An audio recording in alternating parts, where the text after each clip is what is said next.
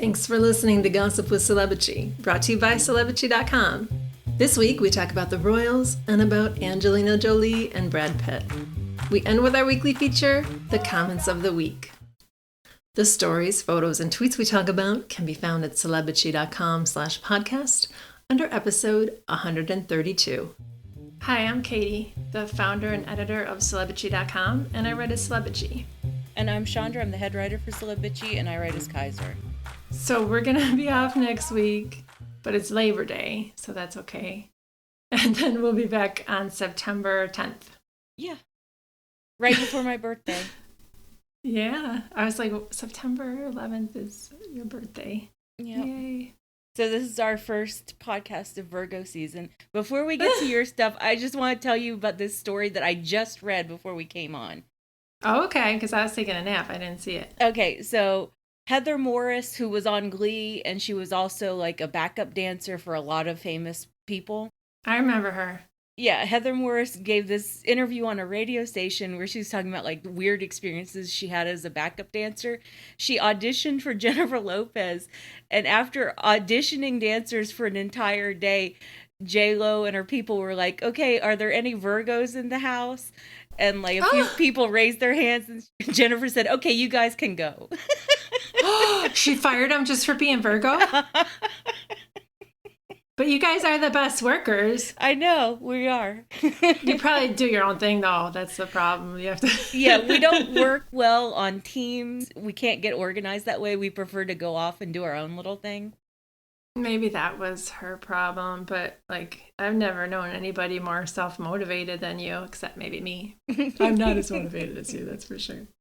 That's why we work well together. Well, I couldn't be a backup dancer. I mean, yeah. Besides the fact that I can't dance. I don't have that mindset of, oh, I can be a backup dancer. No. I love dancing. I think I could do it. Seriously, I take like these complicated modern dance classes online. Like I like it because you can't think about working out. You just have to figure out the dance moves, and they're not like the same as Zumba. Like Zumba, it makes logical sense. These you can't memorize as easily because they switch around. They're not what do they call it? More modern, more avant-garde. Yeah. I really like it. Oh, there's somebody here delivering stuff. I ordered so many lights for my house. So my son went to college last week, and I've been looking at dogs. And I went to this breeder of Australian Shepherds, and I like this one. I wanted a slightly older dog because I thought it would either be potty trained or be easier to house train. Mm-hmm. And it was really sweet. It was kissing up on me and jumping on me. I sent a picture to you and Kat. But I said, oh, does it go on a leash yet? And she's like, sure. And they took it outside and just sat down and refused to move. It was really naughty. I was like, okay, this is not the dog for me. Because I want a dog that's a little bit easier. Yeah. And so you and I were talking like right after your son went to college, and you were being very quiet. You know, usually we'll email back and forth a little bit throughout the morning, and you were just being very quiet, and I was like, I wonder. I was sad. I've been sad. You gave me like this speech about how you just want to be alone and like in your thoughts for a little bit, and then like the next day you're like, no, I need to get a dog. Yeah, I went to go look at dogs right after that. I looked at the puppies. They keep them outside, so at that place it was not a good place. If I'm gonna buy a puppy, and these were the AKC puppies, you know, they're not just any puppies. They're on the website. So they have to keep them in their house. Like, so they have to have trained them a little bit. Like, even the mom and dad were in pens outside. So that kind of was a bad sign. I still think you should get a kitten, though. Like, all right, hear me out. If you get a kitten and you spend a year with the cat and then you get a puppy after that, it will be fine because the cat will help you train the puppy. The cat will help me train the puppy. Yeah, because the cat will have been there for a year. And the cat will be like, okay, I accept this little puppy. You know, like, I accept this puppy. Yeah. It's not like trying to get a fully grown dog to accept a kitten. Like, that's a lot harder, I think. Oh, for real? Yeah. I thought dogs were naturally intimidated by kittens. And cats? I think it depends on the kitten and it depends on the dog. But I just feel like it would be easier to have the cat first and then get a dog. Okay, you're making a good point, and my son really likes cats. His girlfriend has a cat, and he's been like, we should get a cat. I'm allergic to some kinds of cats. I can only tell Me like when I too. pet it and spend time with it. Oh, I okay. can't be with long-haired kitties. So that's why you got your short hair. Yeah, my mom had two Maine Coons, and if I Mm-hmm. was around them for like more than 5 minutes, I would be a mess. Yeah, I'm fine with short hair kitties, and plus, you do build up a tolerance. Yes. And I love cats. I've had cats before. Growing up, I had a cat, Blackie. I named her when I was 4 because she was black. And I've had 2 other black cats and a calico. Yeah, I'd be open to a cat, definitely. I just don't know. It's the same with getting a dog. Like, I have to meet them and do it. And it's like, taking the plunge. But yeah, I'll look for a cat. All right, I said my piece. Okay. All right, let's talk about the royals.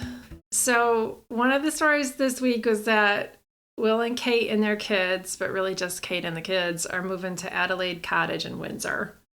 And they have either 2 or 3 other properties, depending on which ones you count. But they're keeping Kensington Palace Apartment 1 and Anmere Hall in Norfolk. And then they have something on Balmoral. So it's like they're getting this separation home for Kate, essentially. And they confirmed this week that they're doing that and that their children will be attending school in Lambrook. Yeah, and I was a little bit surprised that it was such big news once they confirmed it, because this has been going on for more than a year. They've been talking about the move, they've been looking at places, they've been looking at different schools. Like, we've known that they are moving to Berkshire at some point, and Yeah. they were really trying to do the move in before the kids started this school year. And I feel like they left it so late. Like, they haven't even Oh, officially moved into Adelaide Cottage yet. this is a good point because I wasn't thinking about that because they're doing it right before the kids have to start school. And it's like they put it off to the last minute, Hmm. probably because they weren't ready to decide either. Well, I also think that they probably needed to do some renovations to the house, and they don't want to admit that. They don't want to admit that it's actually costing extra money for them to move into their 4th house. Because they've been doing this performative stuff where they're saying they're not having live in staff and they're going to rent it. Yeah, and a lot of people aren't looking at how carefully worded these statements are. As you said, performative bullshit. Like, they have plenty of staff. The staff just isn't going to be live-in. I don't believe that they're paying market price for anything. And I No. also think that they would have preferred to have a much bigger property, but this was what was on offer from Charles and the Because Queen. they leaked all those stories about all the properties they wanted, Uh-huh. including like Andrew's Place and all these other things. Yeah, they wanted Royal Lodge, they wanted Fort Belvedere, they wanted Frogmore House, all of which are huge houses, like mansions and an actual medieval fort. And and then the Queen and Charles put them in this dinky little cottage. And it's not dinky, it's a perfectly nice family home. But it's dinky compared to what they wanted. And what they also already have. Yeah. And, like, that's one thing I'll give Kate, not give her credit, but, like, I understand why she doesn't want to officially move out of Anmere Hall. Like, Anmere Hall is awesome. It's 10 bedrooms. She's got a pool. She's got tennis court. She's got, beehives and all this stuff. Oh, yeah, her beehives. Forgot about that. So even the royal reporters who usually kiss their asses are raising eyebrows at this. Mm-hmm. And Richard Kay called it, quote, clumsily insensitive at a time of an exploding cost of living crisis affecting working families. So, yeah, it does look greedy. Yeah, and it is insensitive, especially because they're acting like none of this was their choice. They're like, well, we had to send the kids to school. They were at a perfectly good school in London. I don't understand why there was a sudden need to change schools. So Kate could get space and be closer to her mom and the babysitter for the kids, although they have plenty of nannies. Yeah. The only way this move makes any sort of sense is that the house is just Kate's separation house. Yeah.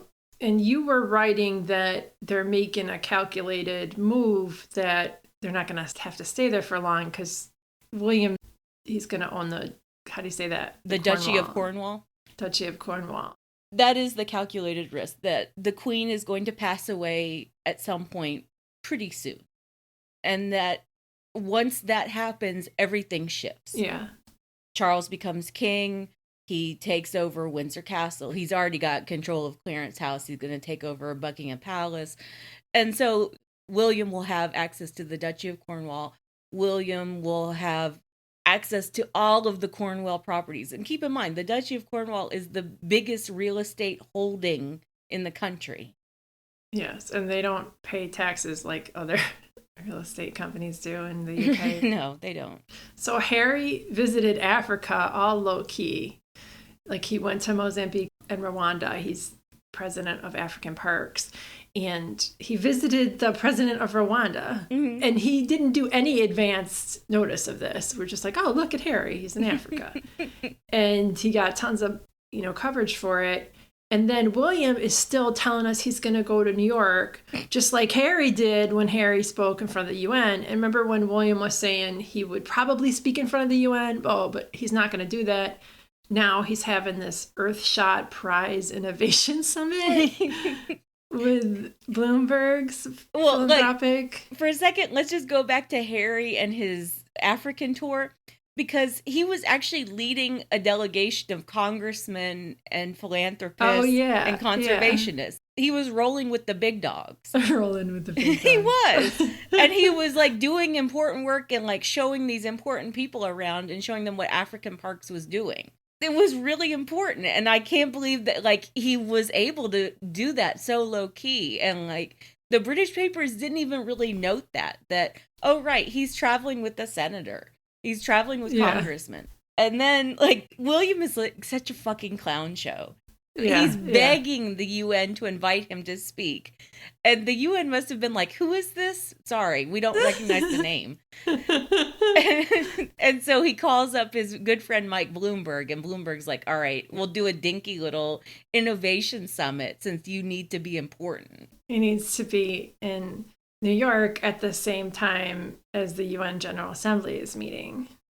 Yeah, and the way the announcement for William's trip was worded, it's so obvious that he's trying to connect it to the UN. Like, he spoke to the UN too. I'm not sure he is. I don't think he was invited. It's like when they tried to get those properties, they're like, oh, these are the properties they're looking at. And then his dad was like, nope. It's the same with the UN. And he's 40 years old. He should have his own shit by now. He should have his own portfolio of causes that he really cares about. And he does so much work on behalf of them instead of just trying to copy his brother. He cares about football and his football bros. Remember when he thought that he solved racism in football and he declared the issue over?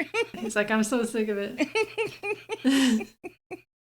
And then he went on those podcasts and made fun of the delivery people getting frisked by the security. Yeah. Haha, that's so funny. So we got the first episode of Archetypes, Meghan's podcast. And she just dropped it like Beyonce dropped her album, Oh, look, it's here. And she interviewed Serena Williams, who's her good friend for 10 years. And they talked about ambition. Because every episode's going to focus on a negative stereotype or archetype of women. So next week is going to be Mariah Carey, and I think that's the diva episode. That's a good call. I didn't even think about that. They said it in Zoom. I didn't come up with it. Okay. I think Karen did. I got to give her credit. Well, I mean, Mariah is a diva, but she'll own it. She is. Yeah, good. She should. I can't wait for that, actually. I think the Mariah conversation will probably be hilarious. It will. Mariah is unintentionally funny all the time. She is, and she knows it. Like, she'll bring her wind machine with her and be like, oh, I was 5 hours late. I bought this wind machine. I swear I saw an interview where she did that. Look, if people think that Beyonce is going to be the final guest for this season of Archetypes. Can you imagine? Oh my gosh. I'm getting goosebumps. I didn't even think about that. That's fabulous. It would be fabulous. I do kind of doubt that, just because Beyonce doesn't really do podcasts or interviews anymore. She doesn't do interviews. Yeah, we haven't seen one with her in ages, but that would be such a get for Meghan, especially. Yeah. Oh my gosh, I would love it. It would be. And we know that they sort of know each other. They went to that premiere of The Lion King together, and Beyonce's made a point of like calling her like Queen Meghan and stuff. So happy birthday and everything. Yeah. So Meghan and Serena were talking about how girls as preteens are bolder, but they kind of get that taken out of them by society and societal expectations of women. And then they talked about Serena's career and the double standards applied to her as opposed to men and male tennis players, and how she was characterized as angry, while men were called passionate and that sort of thing.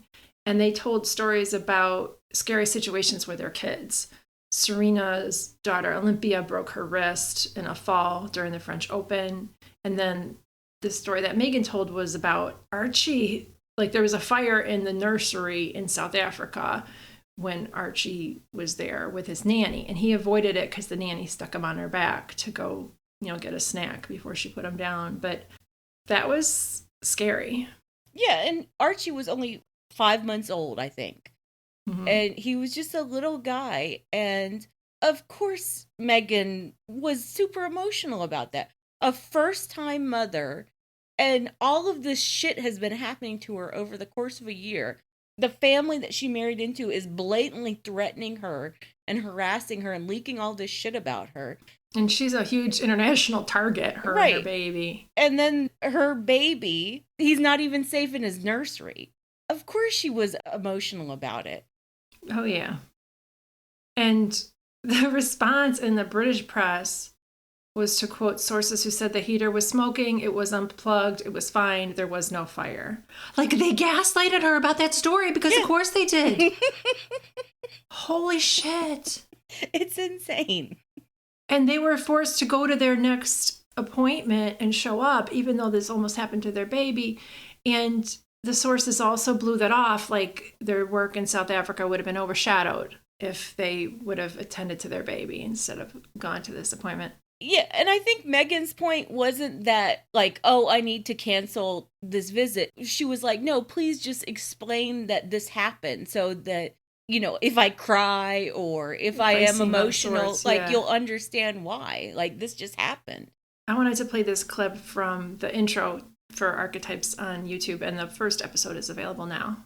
People should expect the real me in this, and probably the me that they've never gotten to know, certainly not in the past few years, where everything is through the lens of the media, as opposed to, hey, it's me. I'm just excited to be myself and talk and be unfiltered, and yeah, it's fun.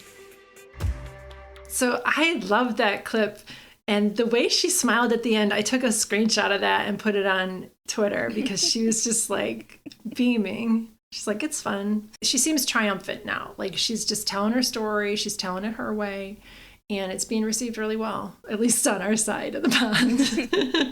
Yeah, I think the past 2.5 years have been good for her to just get some space from that family. And, like, she needed to have Lily and, just make a home for herself in California again. And just sort of get over the trauma. And she's not over it. I'm not saying that to like be cruel to her or anything. Yeah, I know. She needed to heal. She needed to get some space from all of that shit. She's feeling better. She's ready to start talking. She's ready to do this work. And tell her story. Yeah, I think she's just happy. She's happier now. That really comes across. So I liked the podcast. I thought it was a little bit long, but we've had discussions about movies and TV, and I think everything's long. So that's just me. I'm an editor. But, our criticisms of it are real minor logistical things where the Royal Rhoda is saying that Meghan has no right to use her platform. She's just complaining, but she's not complaining about the right things. It's hard to sum up their arguments because they make no sense. Right. And I just feel like there should be room to make a good faith minor criticism of Meghan. But we always kind of self-censor because there is so much bullshit directed at her. And I do feel so bad for her. But like, yeah, she needs a better editor. Yeah, for a podcast. Yeah. Yeah, for her podcast and maybe for her writing. A lot of people are like that. Like they're kind of flowery. And she's flowery and sweet. She has mom teacher energy. Yeah, she does. Yeah. And it's not going to be everyone's flavor. But that's the thing. She's not forcing herself on anyone. You can choose not to listen to the podcast. I don't understand why all of the British media seems to think that Meghan is demanding that they all sit there and listen to that. You don't have to. You can just turn it off or not even open Spotify. So Omid Scobie wrote about this in his weekly column, and he basically said that they're proving her point, which is true. They are. Yeah, they are. Yeah. And I also love Scobie's point, which is they offered to be half in. Yeah. The palace could have had a say on what Meghan and Harry are doing. The palace said, no, fuck off. Go do your own thing, and you'll come crawling back to us eventually. They're doing it so much better. I know. So we talked about this on Zoom, and this is Karen, Lisa, and Amira. I really enjoyed her podcast. She has a really great voice, and it was fun listening to her and Serena talk. They're clearly, close friends. She did a really good job. The one thing that I was surprised they didn't get into, like they had that super cut of all the male tennis players freaking out and everything, and just leaving out the race aspect of like the mise en noir that Serena has faced. Like that's a huge reason why her ambition has been seen as such a negative. And maybe she didn't want to get into that conversation, and that's why they didn't go there, because I feel like that was kind of the piece that I thought they were going to go to a little bit. I assumed that they maybe have those conversations privately, and there was a specific choice they didn't include it. Because that would have just opened a whole Pandora's box. I can't say I blame them either. Yeah, it's totally their choice. I just thought it was something to observe, that regardless of British royal family or, the Cambridge freaks online, how much they lose it over this. Like, this was a very restrained conversation about something that, like, they still weren't even really getting into stuff. And this is too hard for them to hear. Never mind, like, this is only the start of the conversation, and they still wouldn't be able to have this part of the conversation. Yeah, sometimes you just don't want to even go there because it's exhausting to talk about. Really, especially when you live it every day. Exactly. So, sometimes it's just like, it's too much energy. You've already given so much energy to something. You don't have any more to give. You don't want to talk about it anymore. So it's like Lisa was saying, and like you have said about the Oprah interview particularly, this is restrained. Yeah. They could have gone hard, and they didn't. They barely brought up the racism, for whatever reason. And they could have compared Serena's treatment with the treatment of white female players, and they didn't do that. It just doesn't seem to matter how restrained Meghan is in her interviews and how carefully she phrases stuff, because she'll still get attacked. She knows this, but she's still classy. Yeah, and as a Serena Williams fan, I wanted to hear more from Serena. I get that it was a conversation between friends, and I was genuinely interested in what Meghan had to say. I just wish Serena had been given more of a platform to talk about all of the abuse that she's suffered. And she talked about being traumatized, that she's still dealing with the trauma of her career and how she has been treated for 25 years.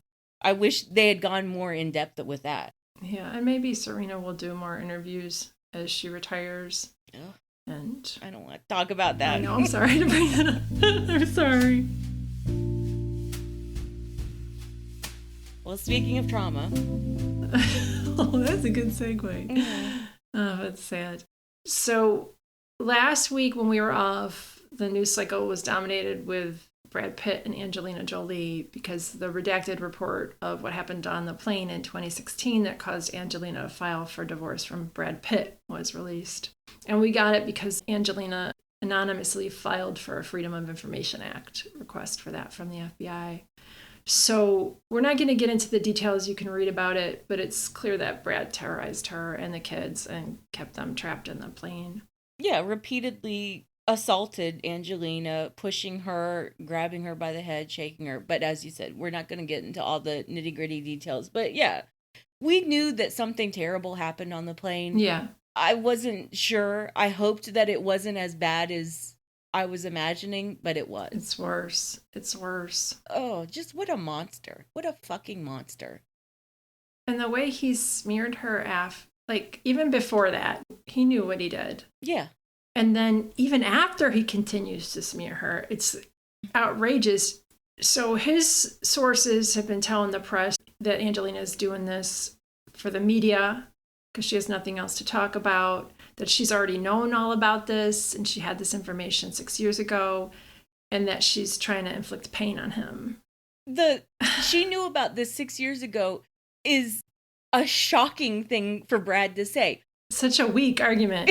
Of course she knew what she told the FBI 6 years ago, Brad. Yes.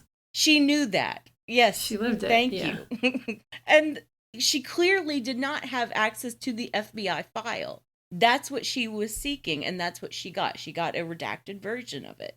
And she did it to study her case and to understand why charges were not brought against Brad. And I don't think she has those answers, even with the file. No. And Brad's side is real sure that the case isn't going to be reopened. Yeah, I don't think he has FBI sources. I think it's appalling and monstrous that he presumes to speak on behalf of the FBI. Okay. And Thursday, today, there was this argument that she's jealous because the public likes him more, which is just, you need to shut up, Brad. You know? This is such a juvenile look at this very serious situation. He's an abuser. Did you like my point that if she wanted to ruin him, if she wanted to hurt him, she would have done that during his Oscar campaign? Yeah. It would have been so easy for her to give an interview in those months. She didn't. She just chose to move on and to heal and to protect her children. And she waited for justice. She didn't get justice. And now she's like, okay, what happened? Mm-hmm. So we talked about this on Zoom, and this is Karen and Amira. The whole thing is that, you know, him trying to gaslight, he never denies.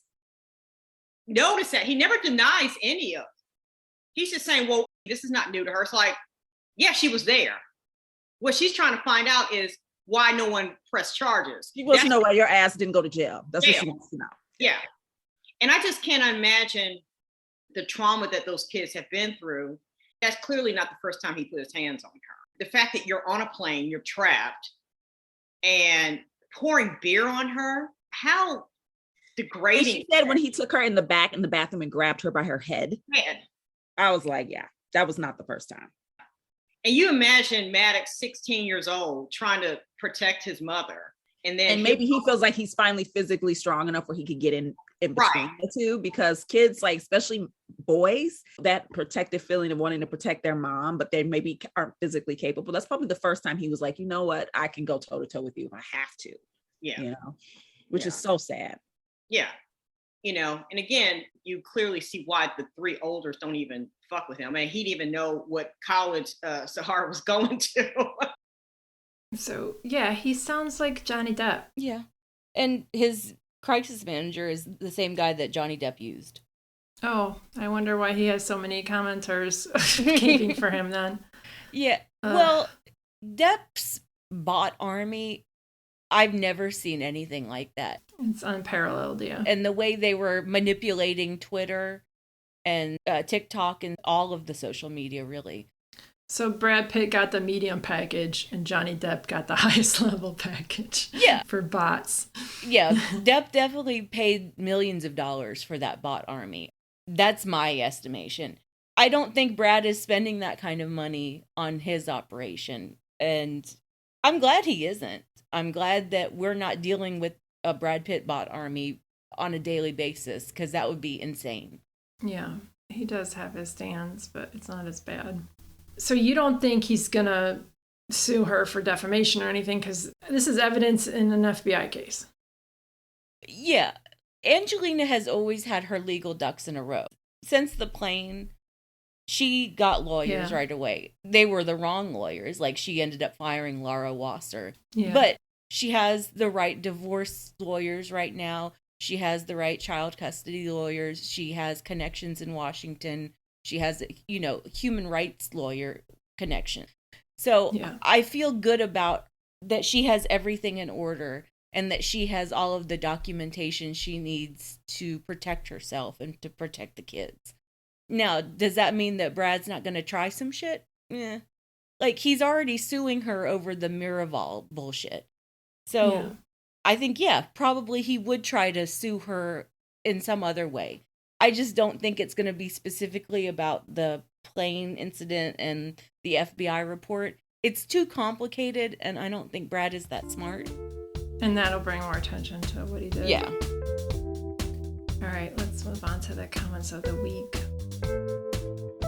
So my comment of the week is from the post about Dr. Oz posting that video where he went to the grocery store. He got the name wrong, called it Wagner's, and he blamed Biden for the price of crudité. Like, I've never used that word. I've never heard anybody use that word. And that was the first post. That was a comment on the first post. The second one was where Fetterman, like, basically owned him and, like, made fun of that stupid video. He said in Pennsylvania, we call it a veggie tray. Yeah, exactly. So Owlson, parentheses, ableism is not cool, wrote, I heard Wagner's has great kofifi. Yeah, good callback to the Trumpism. Yeah. All right. My comment of the week is from Prince William is looking forward to doing the school run in Berkshire. Some interesting little PR from Prince William. Snuffles wrote, I read that as William can't wait to bang and be banged by a fresh set of yummy mummies. Kate is going to be humiliated all over again with a new social set. Yep. She wants him to stay away, probably. That is a real theory. Has William just banged her entire social set in Norfolk and London now? And even if he's only been with like 3 women, that's a lot. And people talk, you know?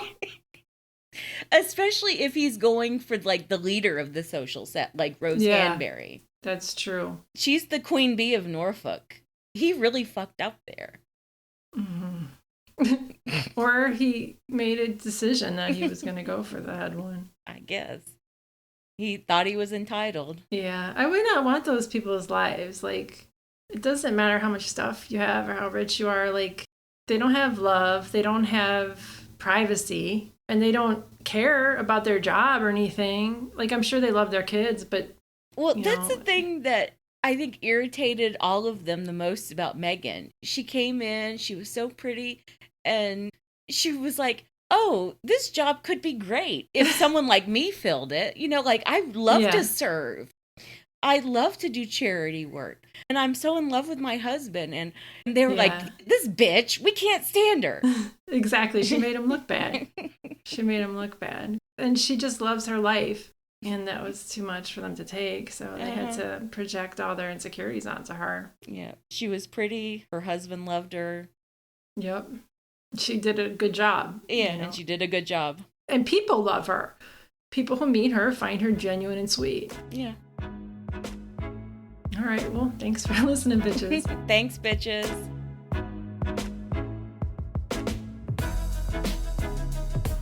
Thank you for listening to the Celebrity Podcast. Please rate, review, and subscribe wherever you listen.